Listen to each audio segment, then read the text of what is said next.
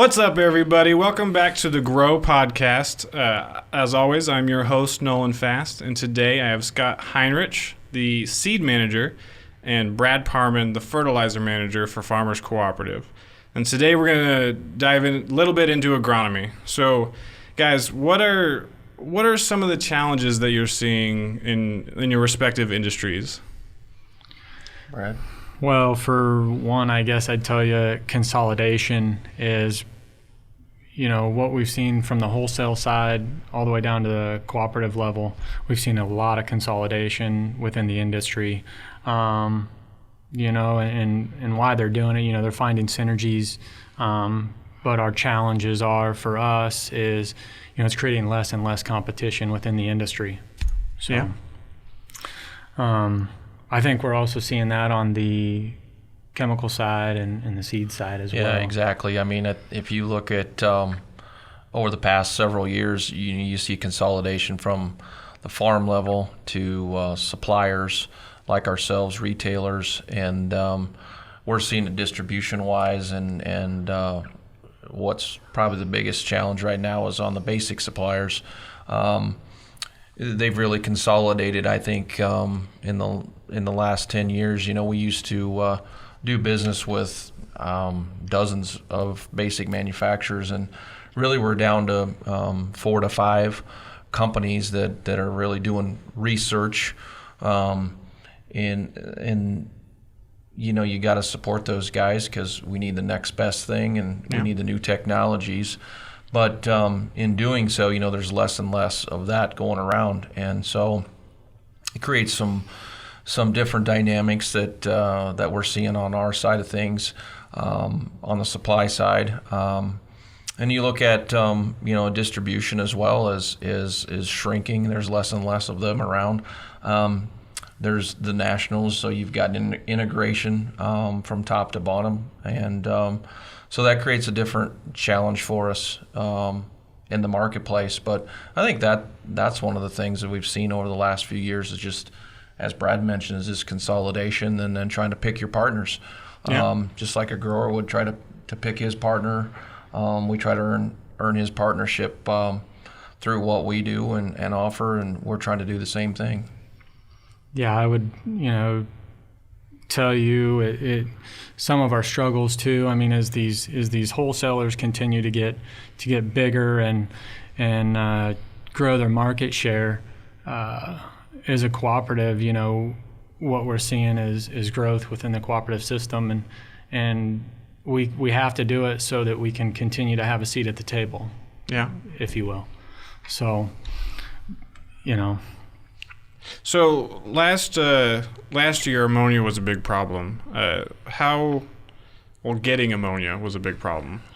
What's that situation going to be like for this coming year? Well, I tell you, in the years, what I'd say is from last year, the biggest problem was Mother Nature. Yeah. Right, and it caused. We already have condensed seasons, and then you throw in weather, issues, and we just couldn't physically apply enough due to weather conditions, and so kind of moving forward, it just put a stress on the system to get it all done in the spring, and I don't know if these numbers are perfectly accurate, but we had about 800,000 tons of ammonia that didn't get applied. Oh wow! And that was in the fall. Well, you can only count on about 50% of that being applied in the spring. And so that's about what the industry got on, was about 400,000 tons in the spring, but the additional 400,000 tons have to come from upgrades, right? So they either have to come from urea or UAN or something of that sort. And what I tell you is, a lot of these companies were not ready for it. They weren't prepared for it. And so we've learned a lot just from the simple fact that we were challenged. Extremely challenged in the spring, logistically, it's what I would tell you. Even on a normal season, it's a daily grind. Yeah. Right? You're trying to find find the trucks in the right spot, and deliver the product in a timely fashion.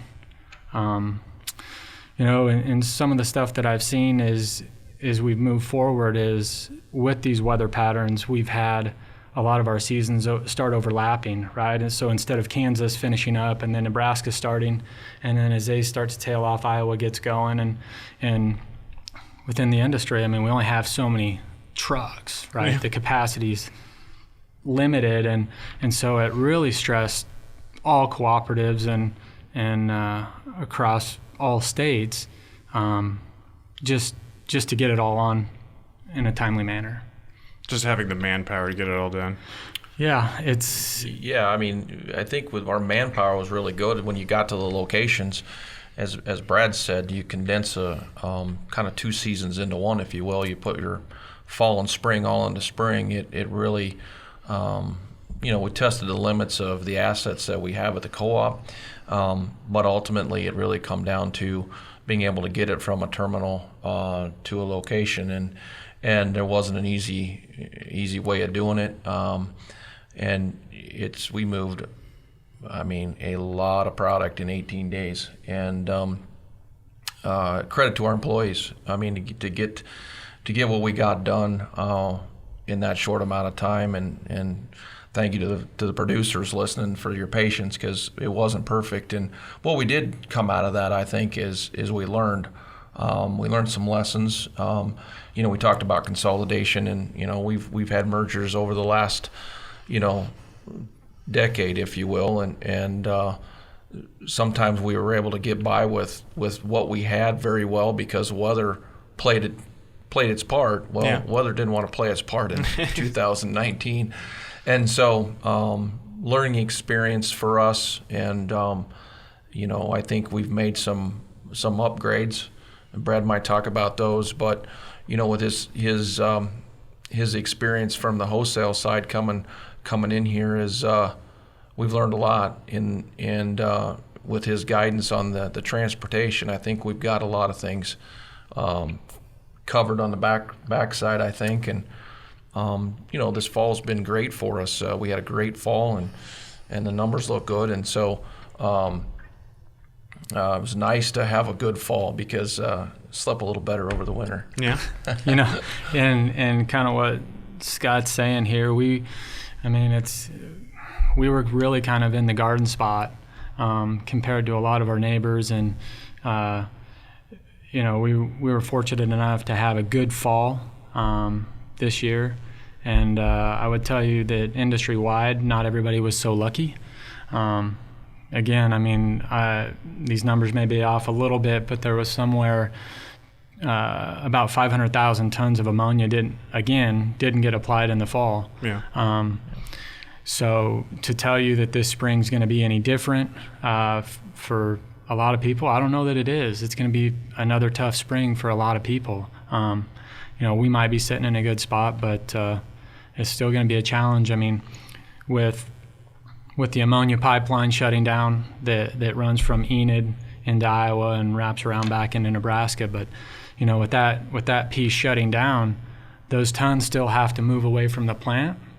And again, we've already hit on that we have logistical issues, and so instead of those tons moving via pipeline, they got to go somewhere, and they're gonna move via truck.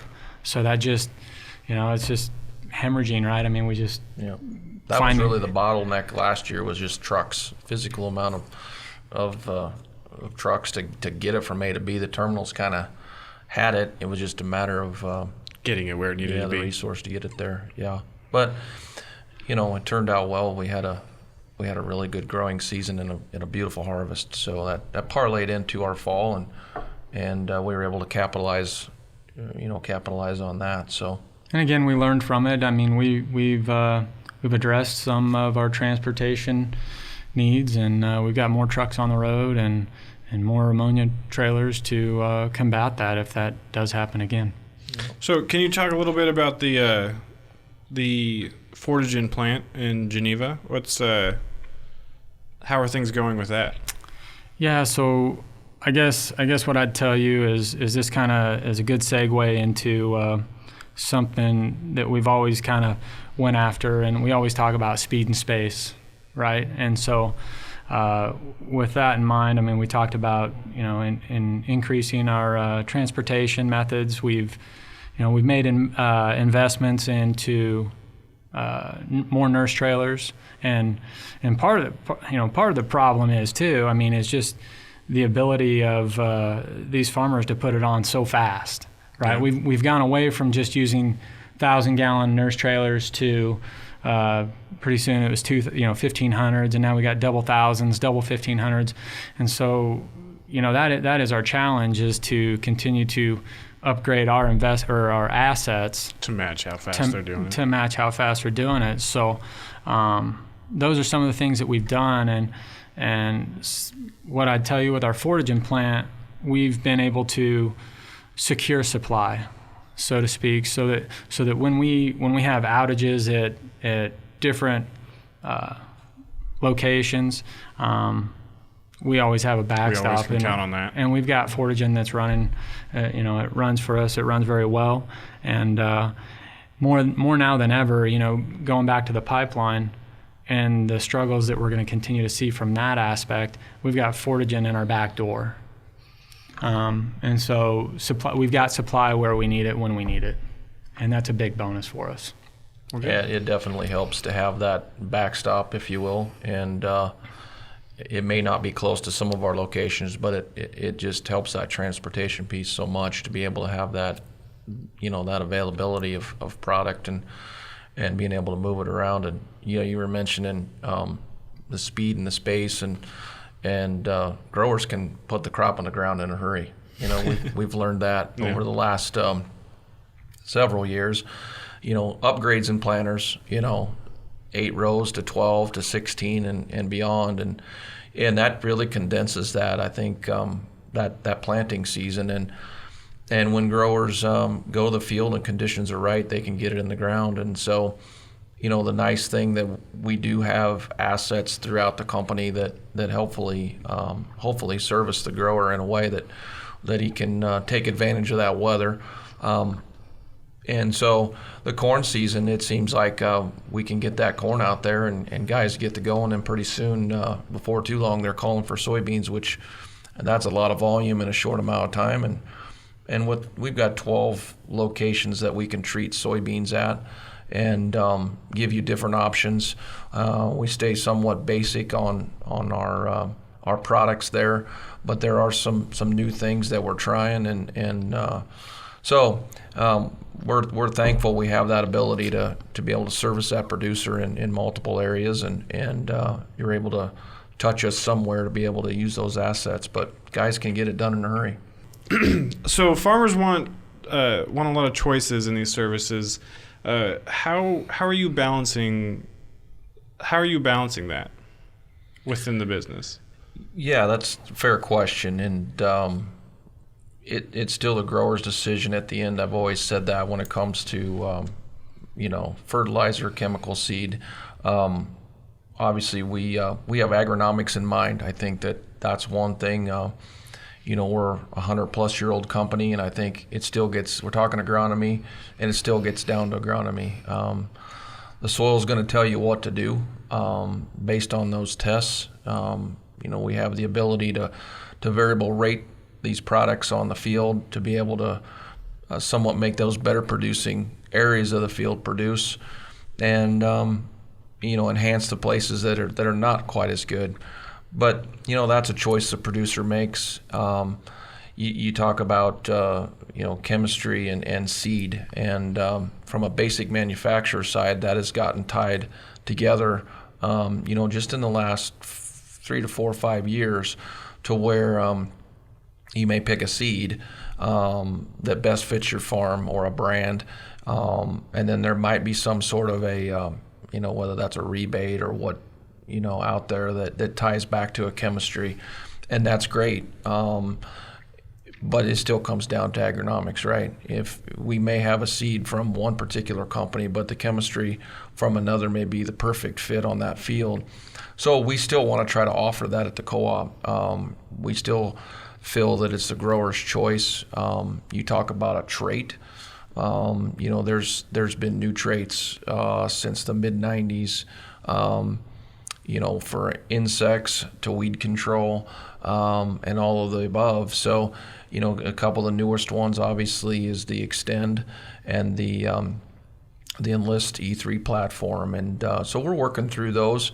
Some of the choices that those guys have best fit their farm, and so it's been an interesting couple years here, just giving those growers choices, and then trying to work through those agronomically to make them fit. So it's been an interesting couple years with the new technologies. Well, good. So, and you were mentioning we've learned, so we're adding trucks, we're adding people, trying to make sure everybody can get this stuff on time in an orderly fashion. What exactly are you guys doing to make sure these trucks are safe? Like they're not driving 24 hours with no downtime. So yeah, so we regulate that, and our drivers are pretty good. I mean, they understand from a safety standpoint. They're hauling hazardous materials, and if they're not, they understand that there's limits,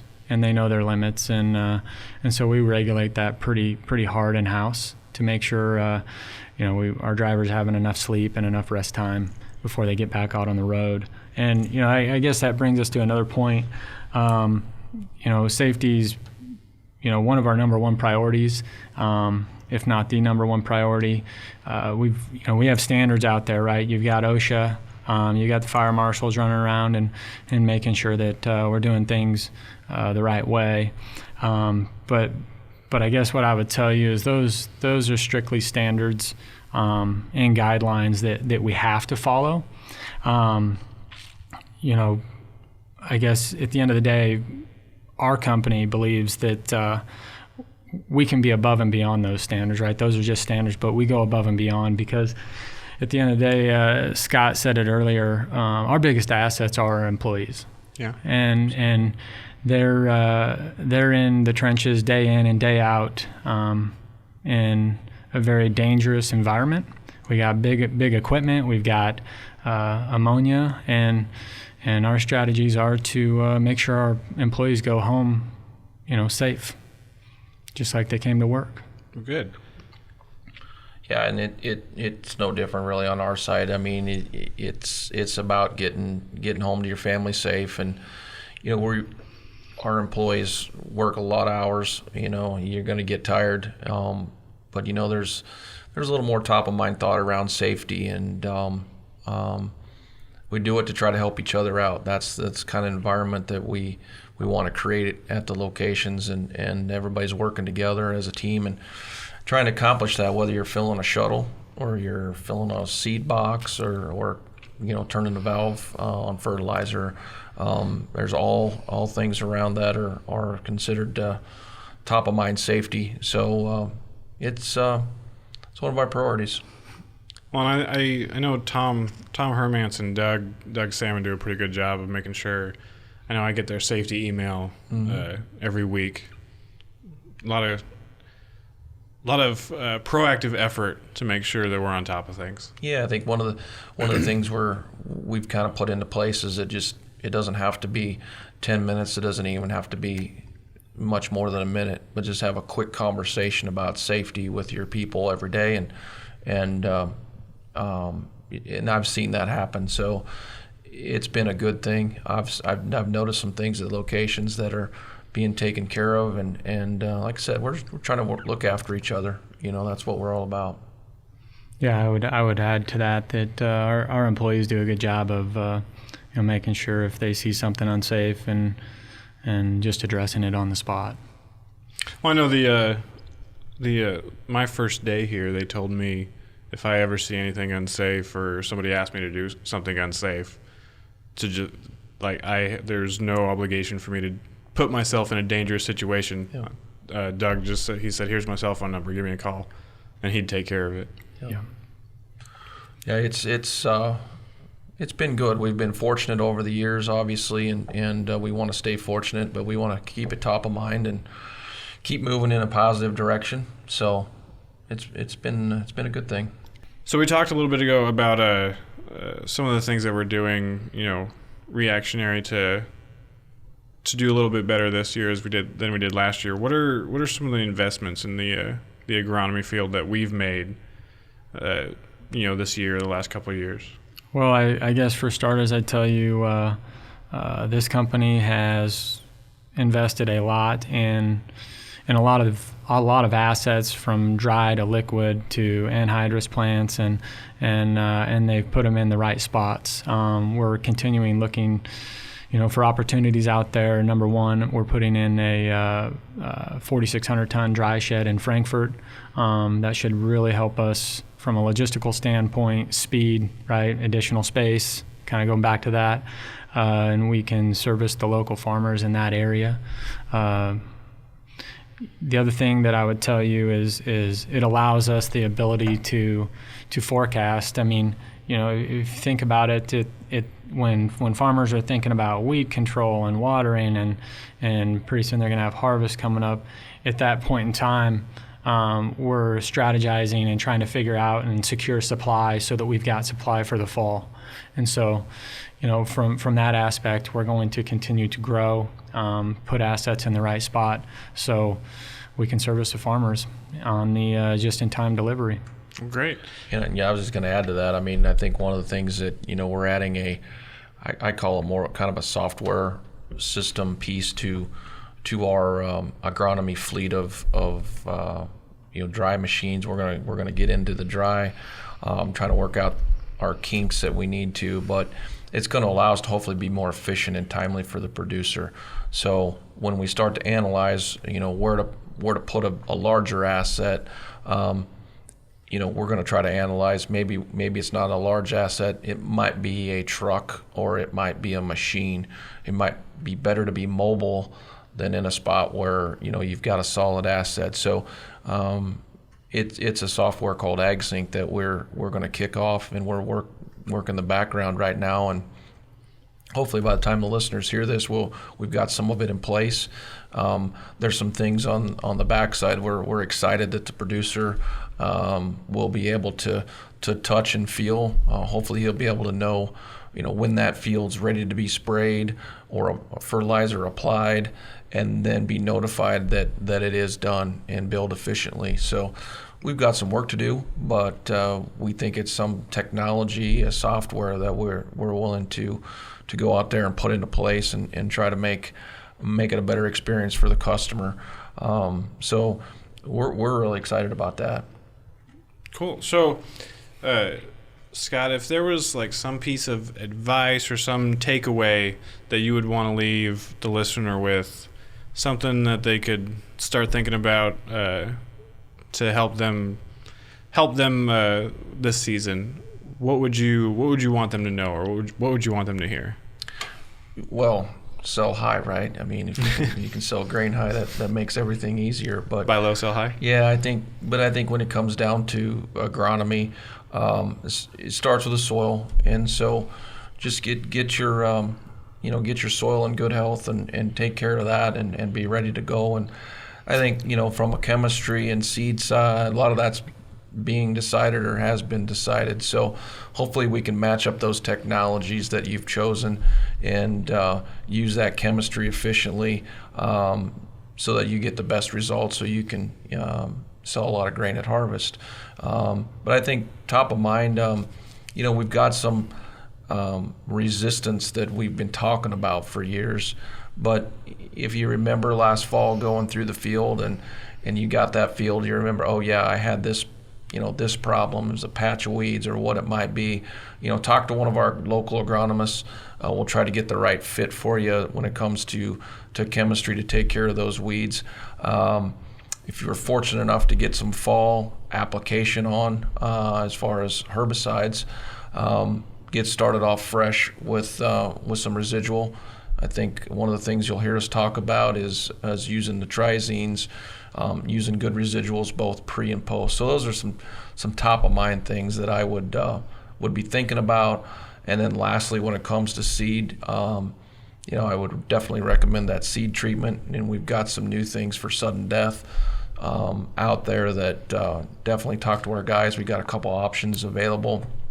You never know when that's going to creep up on you, but we do. So we do have those available. So I guess those are a few things that come to mind. I'd be thinking about as I pull them planters out and get hooked up and ready to roll. Well, great. Brad, Scott, I appreciate you coming in today. That's all the time we have. And everybody out there listening, we appreciate you tuning in. Make sure if you are listening that you are subscribed. You don't want to miss out on an episode. We're dropping a new one every 2 weeks on Fridays. You can find those on Apple Podcasts, Spotify, and on YouTube. As always, I'm Nolan Fast, the host of the Grow Podcast, and everybody here at Farmers Cooperative would like to encourage you to keep growing.